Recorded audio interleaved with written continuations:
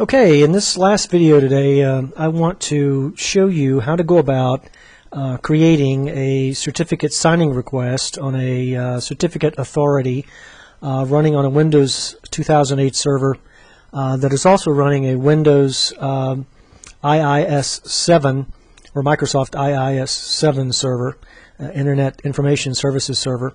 And what I'm going to do is create that certificate signing request, and then I'm going to complete the request and then download that onto a browser from a remote machine out on the network, and show you how that browser can be connected to an HTTP website running on the web server, and then that would allow the user of that browser to access that HTTPS website and see the contents of the site using secure sockets layer encryption. It's all built on the PKI, or the public key infrastructure, which we covered in the first video. So let me go ahead and get started. I'm logged in already as administrator on this Windows Server 2008 platform. I have a Windows 7 Ultimate client out here as well on the network, and they both talk to each other, both connected to the internet. And so the first thing I need to do is confirm a couple of things. First of all, I need to make sure that I have a certificate authority set up on this server. And so let me click on Start and Administrative Tools. And as you can see, I do have a certificate authority here set up, which means that's a good indication that we do have CA. Also, you'll notice I have Internet Information Services Manager, which is what's going to be used to manage the certificate authority as well, and that also indicates that we're running a web server. And so if I get into the Internet Information Services Manager, you can see that I have by default here a default website. Alright, so that's the first thing I need to do, and what I'm going to be doing here is creating two new websites. First thing I'm going to do is create the two sites as standard websites using HTTP, or Hypertext Transfer Protocol, sharing port 80, and then I'm going to convert one of those to an HTTPS website and utilize an SSL certificate that I create on the server using the CSR process. Okay, so with the default website, I'm going to select it here, and I'm going to go over to bindings and show you that we are binding this default website, click edit here, to HTTP, all IP addresses unassigned, port 80, with no host name here, no host header. Alright, so that is my default website, and I'm going to cancel this. Alright, now I'm going to create two new websites, but first what I want to do is I want to create two folders out on the manager for container folders for these two websites. So let me get into here and open it up. So I'm going to C drive, inetpub, whoops, missed it, inetpub, keep missing it here, C drive, inetpub, FTP root, and local user, and I don't have any user accounts in here or user folders, so I'm going to create two of them. I'm going to create one folder, going to call it Ernest, and then I'm going to create another folder that I'm going to call Julio.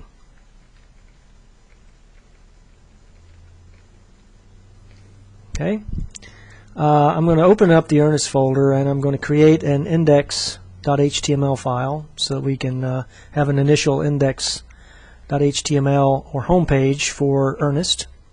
I have hiding extensions turned off here so we can see what we're doing. And so now once I get that created, I want to open it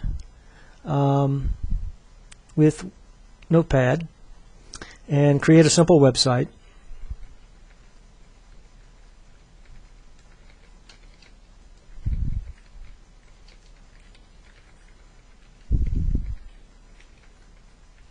So it identifies this as Ernest's homepage.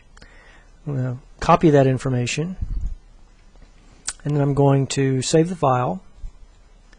Alright, and now I'm going to go back out to local user and get into Julio's folder and create a index.html file as well. and then I'm going to set up his home page. So let me open that file, and I'm going to paste the contents in and then change Ernest to Julio.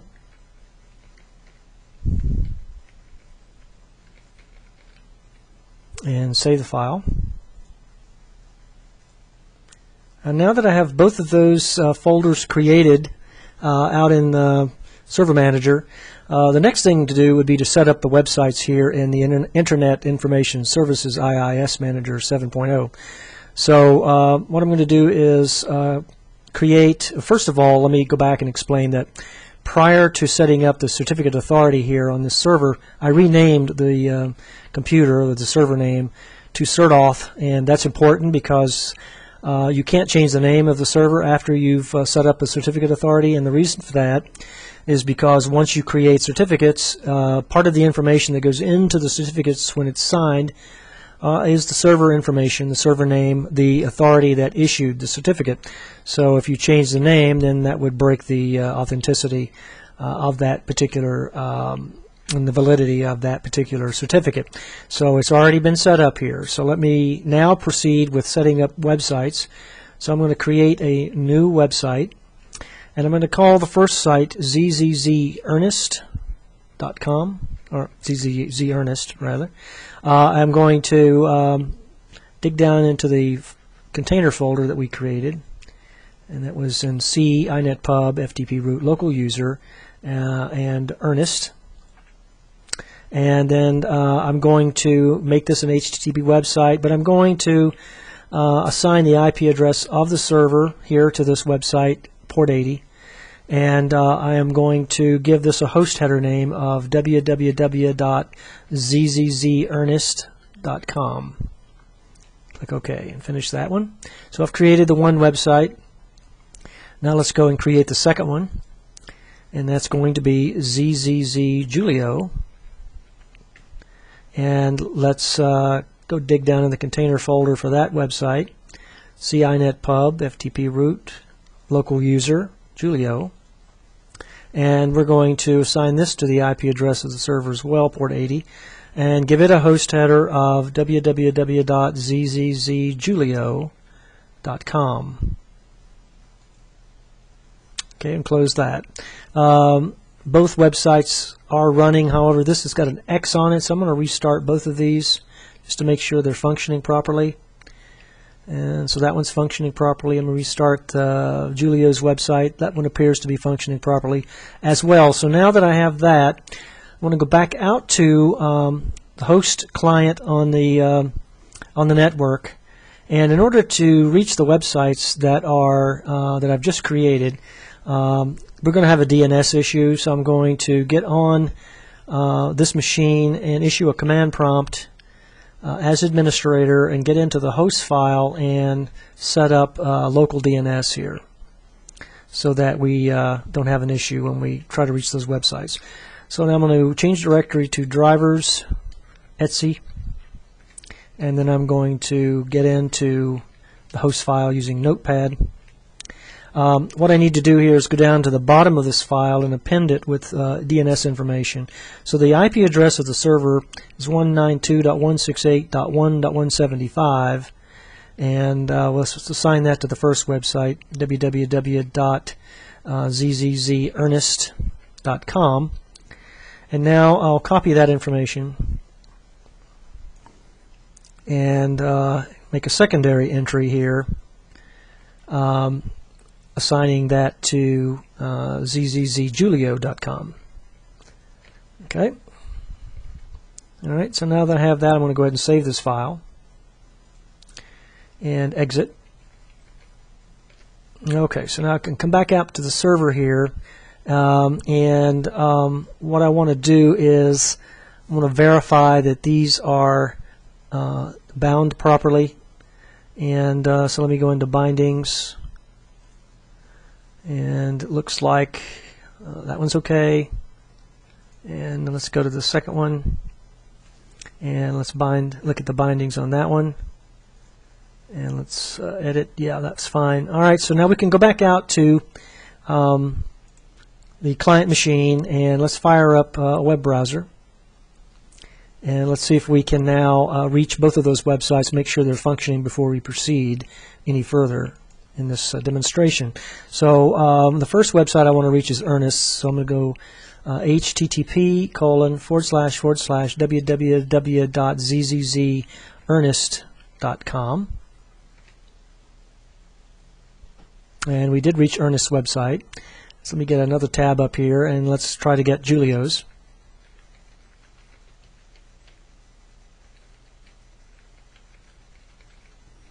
Okay.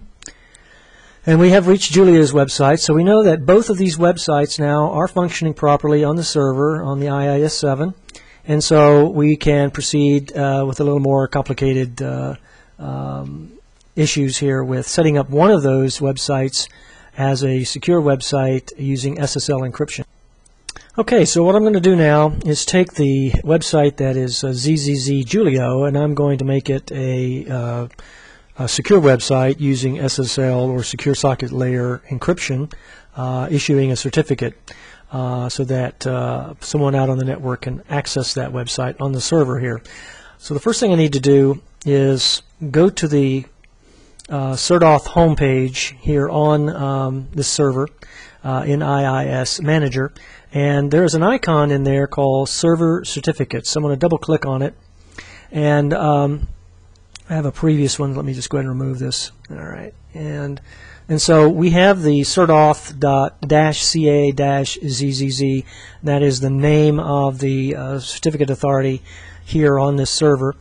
So first thing I need to do here is click on Create Certificate Request. All right, so I'm going to click that button, and I'm going to get a screen that says Enter Distinguished Name Properties.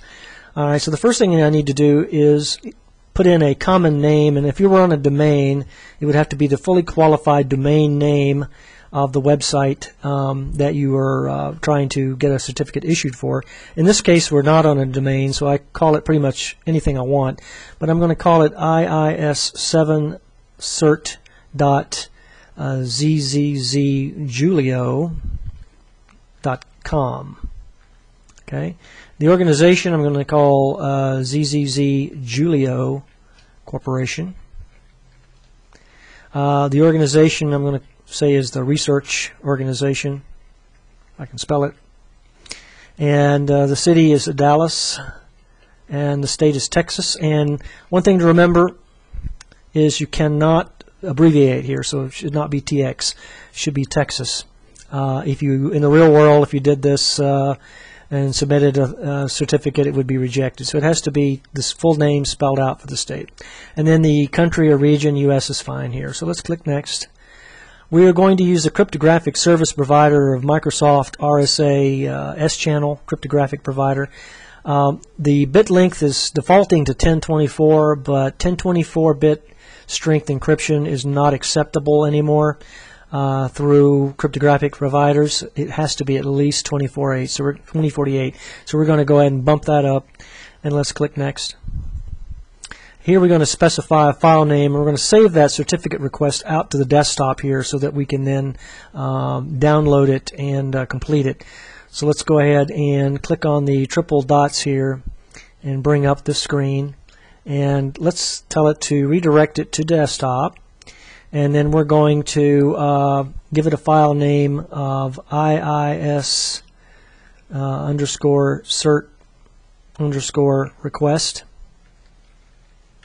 Okay, leave it as a text file and click Open, and so that puts the location of that file there, and then Finish.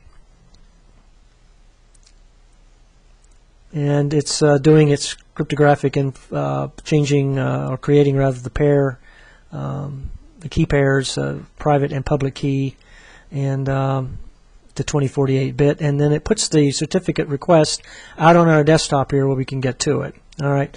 So if you right-click on this request and open it with Notepad, you can see the new certificate information that's inside. It begins with Begin New Certificate Request, and it ends with End New Certificate Request. All right. So we want to capture all this information, and the best way to do that is to right-click inside the window and select all, or you can do a Control A. We'll do the same thing, and then right click and do a copy to copy this information out to the clipboard. Okay, then now that we have the information copied to the clipboard, the next thing I'm going to do is, rather than using Internet Explorer, which if you do use Internet Explorer, you're going to have to make sure that you've got your security downgraded a bit in order to be able to download a file. I'm just going to go ahead and use Mozilla Firefox. It's my favorite web browser anyway. So I'm going to open up Mozilla Firefox. And what we're going to do is we're going to request that certificate from the server through a cert serve. So when Mozilla comes up here in a moment,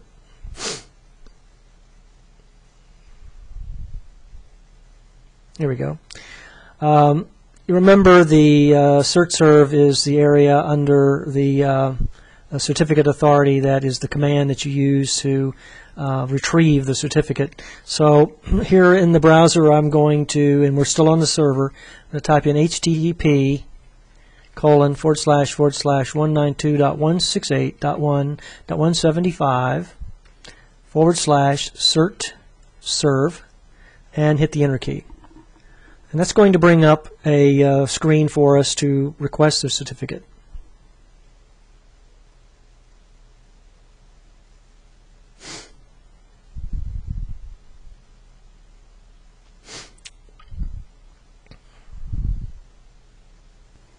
Okay, so we have the home page up now, and you will notice that this is the Microsoft Active Directory Certificate Services, and there's the name of our CertAuth on this server.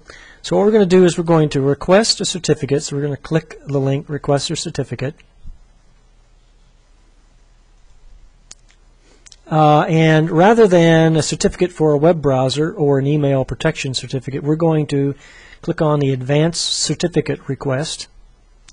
And we're going to bring up this window for submitting a cert request or renewal request here. And it's a base 64 encoded certificate area for a CMC or PKCS number 10 or PKCS number 7.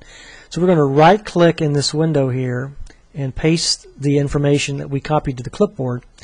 Then we're going to click Submit button, and that should take us to a pending certificate request page, and it does, and it says your certificate is pending and that it has been identified as ID request number 5. Please return to this website in a day or two to retrieve the certificate.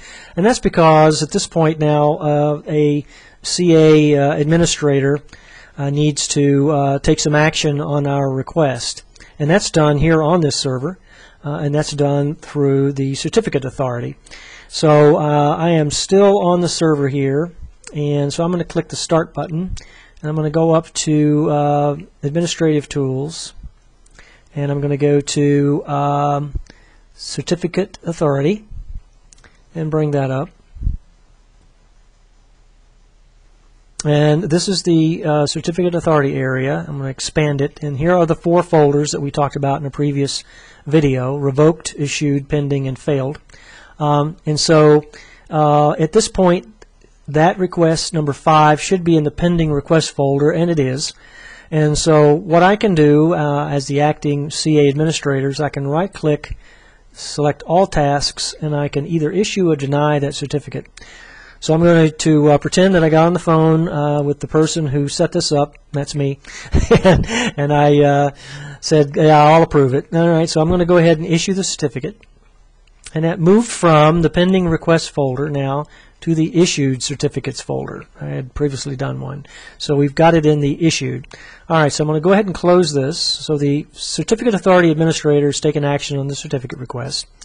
And so now we need to go back here and click on the Home button on the same browser, on the same machine that we sent the request from. Has to be same browser, same machine. And now what I'm going to do is view the status of the pending request that I submitted. And so I'm going to click on that, and here it is. It says saved request certificate, and that was the date and time, roughly, the timestamp that I submitted it. So I'm going to click on that link, and it tells me that the certificate was issued to me. I'm going to select the base 64 encoded because that's what it was. And now what I want to do is download that certificate. Alright, so this window comes up and it says the new certificate now is called certnew.sir, and I'm going to save it, and so I'm going to click OK, and that saved it here. And so now I want to click here, and I want to right click and go to and open the containing folder where that certificate resides. There's already one there called certnew, so the one that I just created is called certnew1. So I can go ahead and delete this one, and I'm going to, you may not have to do this, but I'm going to have to do this because I didn't realize that I had still had that other one saved. I'm going to go ahead and rename this one as certnew.sir. Alright, and so what I'm going to do at this point is right click and copy that certificate, and I'm going to put it out on the desktop where I can get to it, the administrator's desktop, and paste it. Okay, so I've saved it to the desktop here, called certnew.sir, and now what I need to do at this point is I need to complete the certificate request so that it can be used, and so it's going to be completed and installed here on this server. So I want to click on the, I'm in IIS Services Manager again. I want to click the complete the certificate request link, and it brings up this specify certificate authority response window. It's asking me to go out and locate the file where the certificate authority's response is. That's this guy right here. And so I'm going to click this button and go out on the desktop, and there's the file. So I'm going to highlight it and click open, and it places the location of that file in there. I'm going to call it a friendly name. I'm going to call it cert_IIS_1. Okay, and or I could call it SSL, whatever I want to call it. It doesn't really matter here. It's a friendly name. And so I'm going to click OK. And it installed that certificate on our CA here for us. Okay. All right. So now that we have that installed, we need to implement the secure website using that and apply this particular SSL certificate.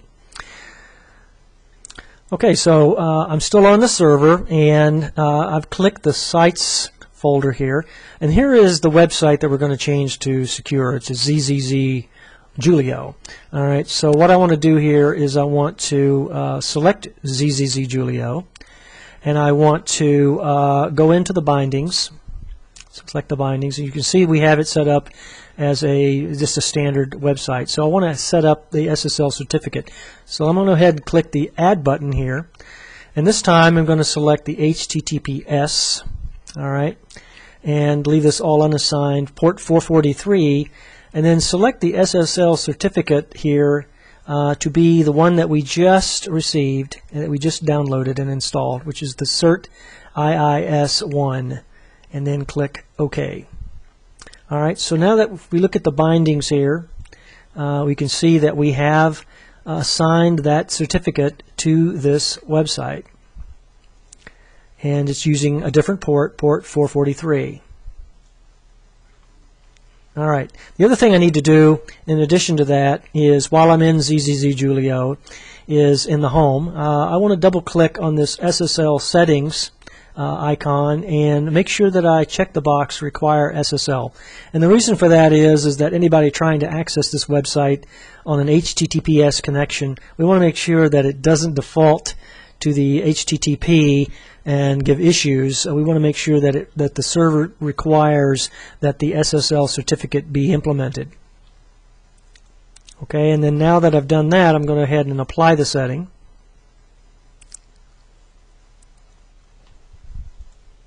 Alright, and so that's applied. And so now I should be able to go out to the client machine. And let me pull that up, and let me get rid of these two tabs. Alright, and now I should be able to hit HTTPS www.zzz julio.com. And I do, and I get an immediate warning message because we have SSL encryption set up on this website that this connection is untrusted, and that's because no one else in the world knows about this CA, and no one knows about any certificates issued by it. No one's trusted it, so the authenticity of the certificates issued by the CA at this point, they haven't been signed by anyone else, third party, like Thoughty or VeriSign or someone else, and so they're not trusted worldwide. Normally, if you saw something like this, you would get out of it right away, but let's look at the technical details. We know that it's www.zzjulio.com, and it's using the invalid security certificate. We know it to be invalid because there's no issue chain provided, and it's only valid for this particular website on this server. All right, but we're going to say we understand the risks because we were the ones that created it, and so we're going to add the exception here to our web browser, and so we're going to ask it to get the certificate.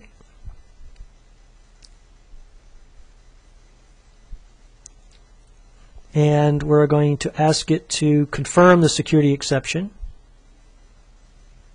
All right, and when we did, it immediately took us to the HTTPS www.zzjulio.com, and this is Julio's website. And the other thing you'll notice is since we're using SSL encryption, we have the padlock, which is normal here for sites that we know to be secure.